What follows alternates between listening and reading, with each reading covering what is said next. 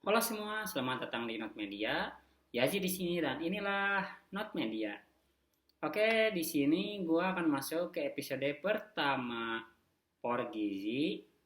Porgizi adalah akronim dari Voice on Record Gizi Indonesia. Jadi, episode ini akan membahas, mengupas, mengomentari, mengkritisi, ngasih nasihat untuk keberlangsungan program gizi, terutama program MBG.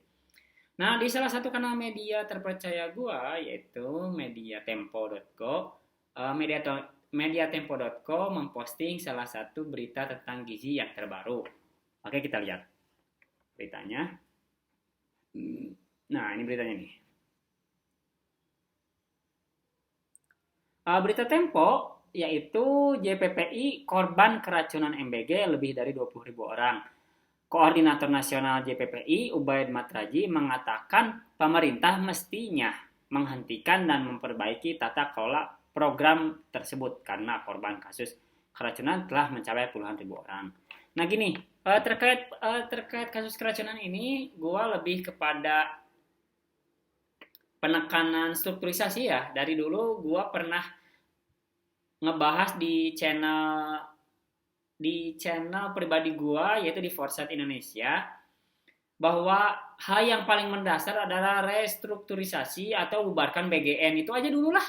Jangan ribet-ribet, ini tentang nilai kemanusiaan kok. Ini tentang nyawa. Manusia bisa ngasih nyawa enggak? Udah itu aja lah. Oh, gini. Urusan oke. Program MBG ini bisa apa dalam tanda kutip tuh bukan meningkatkan, membuka lapangan pekerjaan.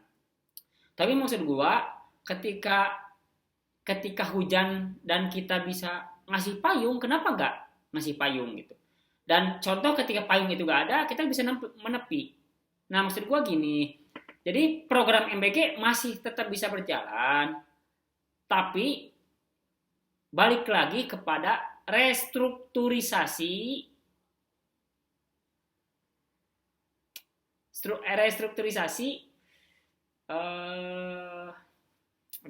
istilahnya itu apa? Restrukturisasi gini aja deh, restrukturisasi bagian aja deh. Entah itu kepalanya dan lain sebagainya. Ada besar harapan bagi gua sebagai salah satu nama di belakang gua adalah nama gizi yang sudah ada sejak dulu sebelum program bergizi ini terlaksana. Oke? Jadi gua pasti gua akan berusaha untuk memantau dari jauh, melihat, memberikan nasihat, memberikan sudut pandang semampu gua selama ilmu itu bisa gua kuasai. Nah, bukan kebetulan lagi nih, gue lulus juga sebagai seorang sarjana gizi atau sebagai nutrisionis yang sudah semestinya gue terpanggil untuk bisa memberikan sudut pandang lain. Nah balik lagi terhadap kasus keracunan ini, ada dua mata pisau ya antara pengolahan makanan langsung dan menggunakan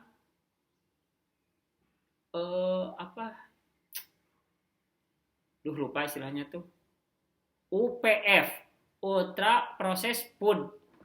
Nah, gini. Jadi sebetulnya itu bisa di hybrid ya. Kalau menurut sepanjang gua nih, bisa di hybrid itu dalam artian gini. Jadi jangan proporsi UPF itu lebih tinggi daripada makanan yang diolah. Pun demikian, makanan yang diolah tuh beban kerja terhadap ahli gizi dan pekerjanya tidak seberat itu.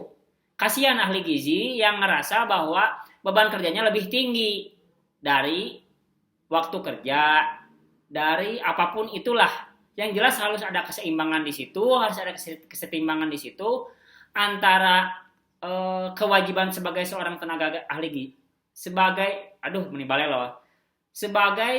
berkewajiban sebagai seorang ahli gizi yang memiliki kompetensi di quality control sebelum makanan itu disaji atau disantap oleh generasi selanjutnya atau generasi penerus pembangunan, yaitu entah itu SD, TK, SMP, stunting, yang berpotensi untuk stunting atau memitigasi atau preventif terhadap stunting dan apapun itu. Nah, besar harapan gua ada keseimbangan dan kesetimbangan di situ. Dalam artian UVF yang terlalu tinggi pun beban kerja yang harus sesuai. Nah, balik lagi, gua terjun lagi ke lapangan, banyak sebagian, entah itu yayasan, entah apapun itulah namanya, yang mengatasnamakan satu skop, satu ruang lingkup SPPG yang dia dominan terhadap UPF. Gua orang jualan loh. Gua jualan FMCG. Selama makanan itu tidak dikonsumsi secara berlebihan, ya fine-fine aja. Toh UPF juga ada manfaatnya kok. Dia minim untuk bisa keracunan, tapi dia juga memiliki kadar natrium yang dalam tanda kutip bisa disesuaikan dengan kebutuhan. Baik UPF ataupun makanan yang dimasak secara langsung dan secara secara langsung lah, itu sama-sama penting kok. Maksud gue gini, masaknya lebih dekat kepada nilai santap gitu. Misalkan contoh disantap jam 9, ya masaknya jam 6. Ya berarti kan dalam artian ahli gizinya ditambah ketika beban kerjanya, contoh lah 3.000 porsi, ya ahli gizinya 5 misalkan contoh nih. Berarti kan 5 orang dibagi 3.000 dibagi 5 orang 600 ya. 600 porsi itu satu orang.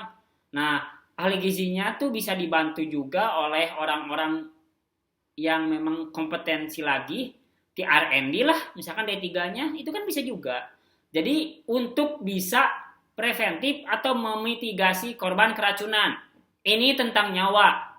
Itu aja yang ingin gue sampaikan. Nah, besar harapan gue, angka penurunan terhadap kasus keracunan ini. Karena apa? Karena ini tentang nilai kemanusiaan. Pertama itu. Kedua, besar harapan bagi gue, jangan kepada entah itu yayasan atau SPPG atau apapun itu, jangan berusaha untuk selalu menekan biaya-biaya demi untuk sebuah benefit. Mohon, sorry to say nih, gue tahu banget kondisi di lapangan, harga-harga komoditas, harga-harga produk FMCG yang terus ditekan oleh entah itu pemilik yayasan, entah itu apapun itulah, selalu ditekan gitu. Nah, tolong dong ada penyesuaian, ada kolaborasi dengan ahli gizi. Untuk apa? Untuk bisa mensinkronisasi, untuk bisa antara kebutuhan, antara angka kecukupan gizi dengan makanan yang dikonsumsi. Nah, itu tuh sinkron. Jadi kebutuhannya, contoh misalkan kebutuhannya 1.200 kilokalori, nah sayurnya segimana porsi, karbohidratnya segimana porsi, serat, protein, lemak, dan lain sebagainya. Pun demikian, ketika di hybrid atau di fortifikasi atau diformulasi oleh UPF, ya harus seimbang juga.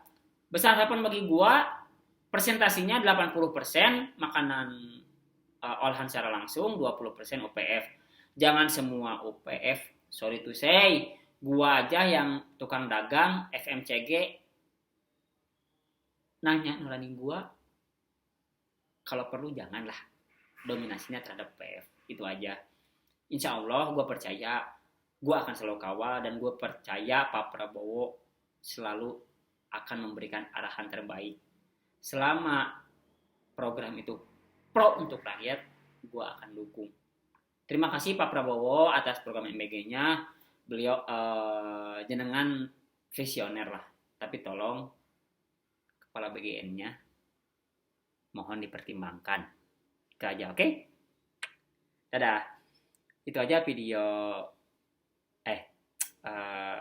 rekaman video episode Porgizi tadi. Subscribe jika video ini bermanfaat. Like jika suka video ini, dislike jika tidak suka video ini. Selamat bertemu di video selanjutnya. Yazi di sini, dan inilah Not Media. Dadah. Ganti BGN, ganti kepala BGN. Restrukturisasi itu penting. Oke. Halo. Oke, Pak. Oke.